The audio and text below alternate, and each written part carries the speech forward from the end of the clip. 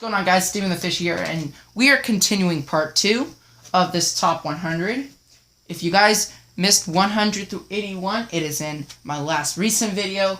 Today we're going to go through 80 through 61 on this list. And just to sell it, if you guys still enjoy this channel, hit the like button, subscribe, and click the little bell for notifications, and just become a part of Steven's squad. Okay. Now, number 80, I'm going to say I put LeGarrette Blount. Okay. Blount did win in the Super Bowl with the Patriots. Even though he got in trouble with Pittsburgh, they moved him back to New England. But this guy's just a beast. He's just like another Marshawn, which I don't have a football card of him. I'm sorry, guys. He would be in that ranking. But, Blount is the next one in line. And he's running with a good Tom Brady offense. Yes, he was on Tampa. But all of his successes is on the Patriots, where he won that Super Bowl against the Falcons. And he did his job. And he's so powerful, so strong. Not fast, but he's just strong.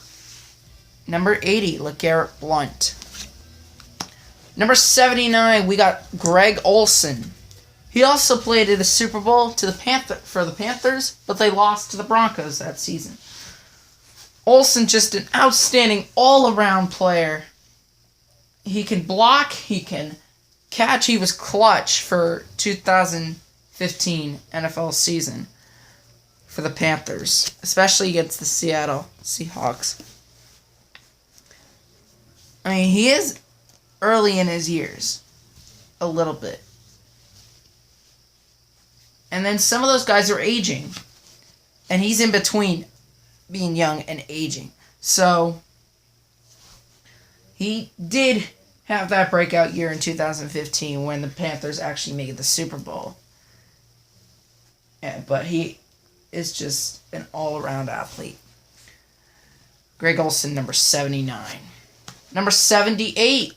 Might be surprising to most of you, but I got Tony Romo at 78.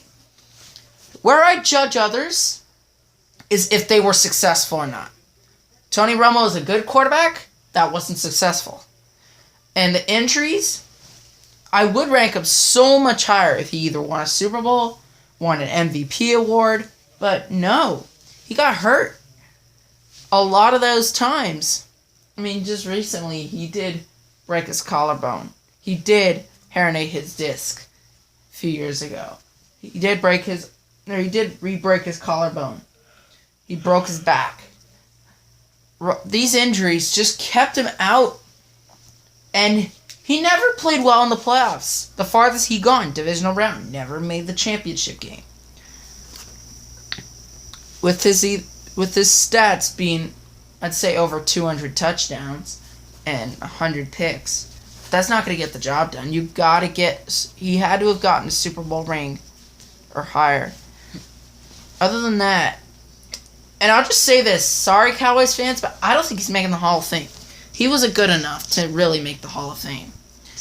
78, Tony Romo. Number 77, this also might surprise you. I got Michael Vick. You guys would be saying, oh, Steven, why isn't he ranked higher? A couple of reasons. One, he did not win a Super Bowl just like Tony Romo. Two, just running quarterbacks just don't get it done in the NFL, in my opinion. He's the best running quarterback there was. And I did watch a few highlights of him. He deserves to be on this list, wherever he's at. Yes, he did get in trouble and he was sentenced to prison, but I mean, he was an outstanding quarterback. Look at this, 34 rushing touchdowns, 123 passing touchdowns. It's incredible what he did in his career. And he did play one game for the Steelers. That obviously was his last game. And he did some work.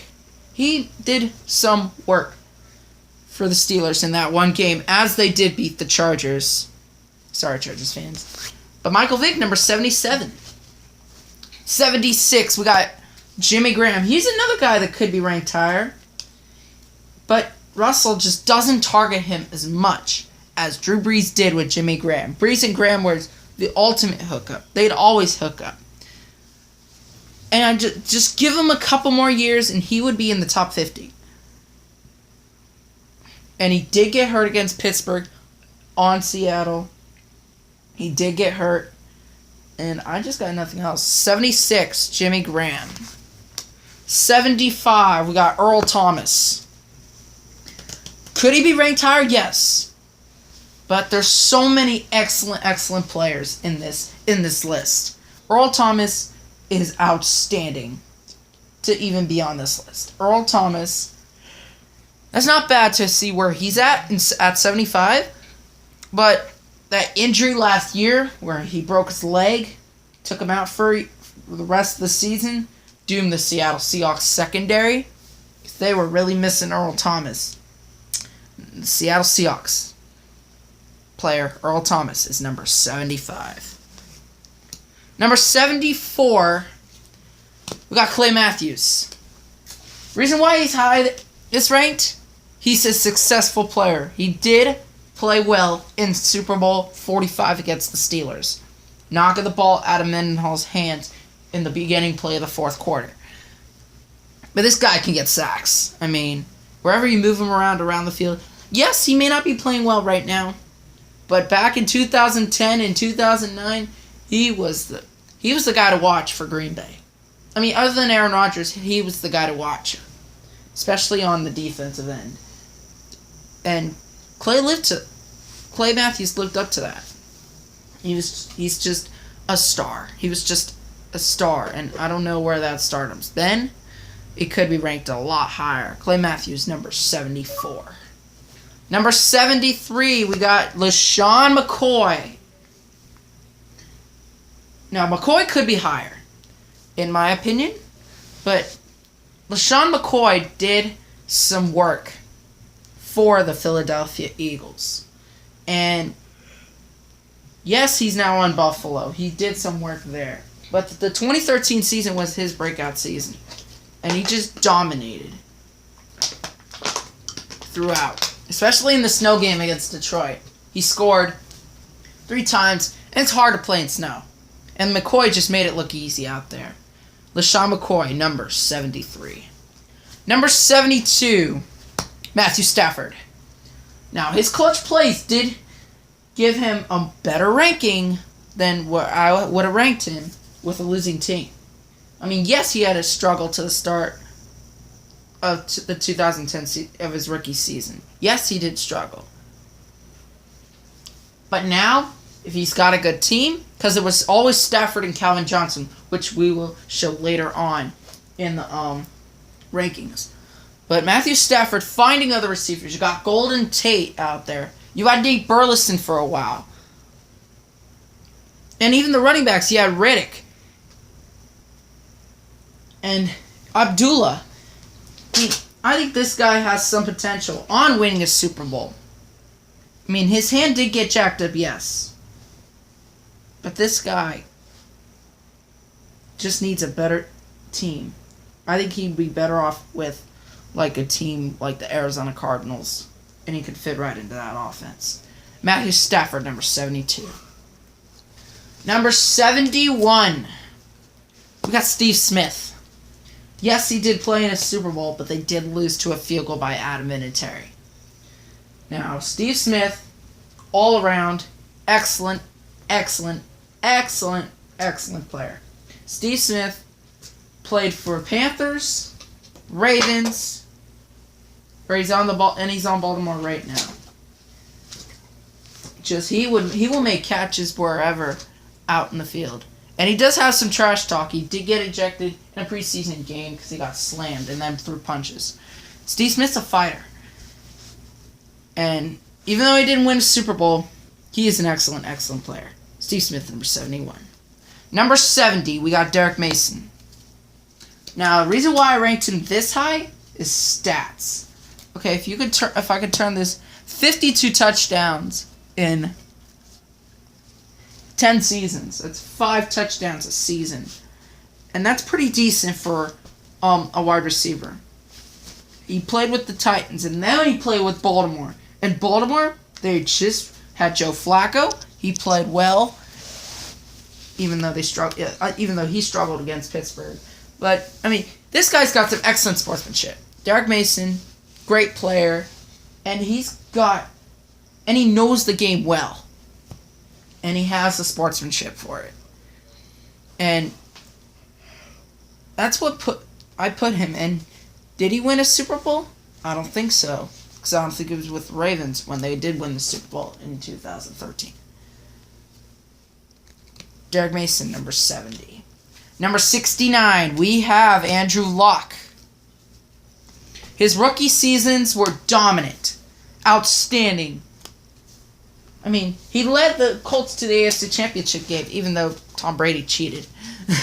But still, I mean, Luck is still outstanding the way that he is right now. Andrew Luck. But right now, he did have a couple years of struggling. He did get injured. And then this last year, he picked it right back up. He picked it up right where he left off from those 2 years. So Andrew Luck is number 69. Number 68, we got Eric Berry. He did beat cancer. And he did earn Kansas City's hearts with a few of those crazy plays, especially against Atlanta, where he took 2 points right back for them to win the game 29-28.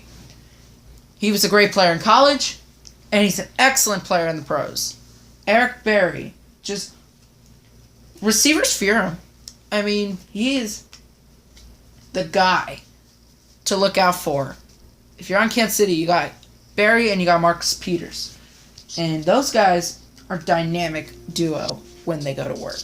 So Eric Berry, number 68. And if I'd rank him higher, give him a couple more years. I will definitely rank him higher if he keeps playing at the level that he is. 67, Jason Witten. This could be his last season. And he should be able to retire. Jason Witten is an astonishing player with the Cowboys, but not successful. That's why he's ranked this low. Some of these guys were not successful. And then Jason Witten.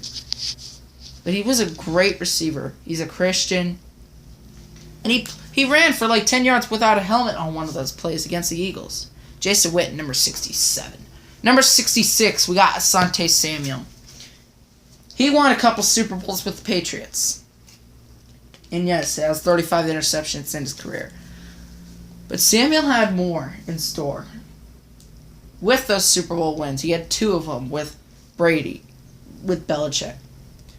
And he's just a pick-6 machine. I'll just tell you what. He picked off Peyton Manning in the 2006 AFC Championship game. And he picked off others. Asante Samuel, number 66. Number 65, we got A.J. Green. This guy can ball, no matter what. No matter what I say, this guy can ball. The Hail Mary catch against the Browns, but I mean, those are the Browns. He's still holding him with one hand. That's incredible what he does. A.J. Green. I'm going to give him a couple more years, and then I could rank him higher for next year. A.J. Green, number 65. Number 64. Phillip Rivers. He did get traded in that draft back to the Chargers. He was supposed to go to the Giants. Went to the Chargers. And Rivers is a great passing quarterback. Just was not successful. Yes, he did reach the AFC Championship game. Just not successful enough. You got to get to a Super Bowl and win a Super Bowl to be successful. And that's why it's always been Romo and Rivers, the 2 quarterbacks that have played well, just have not won a Super Bowl. And that's Phillip Rivers, number 64. 63, we got Patrick Peterson. Now, Patrick Peterson, I'm going to give him a couple more years, but he plays good no matter what. He makes one-handed interceptions. He makes them look easy. With the one against Buffalo, that was an easy catch. He makes passes look easy, even though he did get mossed by Janis at the 2016 divisional round game. But against the Packers. But I mean, he's hard. He is a hard corner to get past. There's only a couple guys that have beaten him. Julio Jones and Antonio Brown that have really gotten a lot under Patrick Peterson and have had big games. Patrick Peterson is number 63. Number 62, we got London Fletcher. Washington Redskin. Played there. Played with the Rams and Bills before he went to Washington. And stats is the reason why I ranked him up here. 28 sacks, 4 forced fumbles, 14 interceptions, and 2 touchdowns off those interceptions. London Fletcher, number 62. And finally, at 61, we got Derek Carr. Yes, I did go see him in Bakersfield, his hometown. But this guy has a passion for football. I mean, this is his rookie card, but he's going to win a Super Bowl one day. Just give him a couple more years, and he's in the top 30 for sure. He is an excellent, excellent quarterback, and he's got good receivers. His offensive line's the best in the NFL.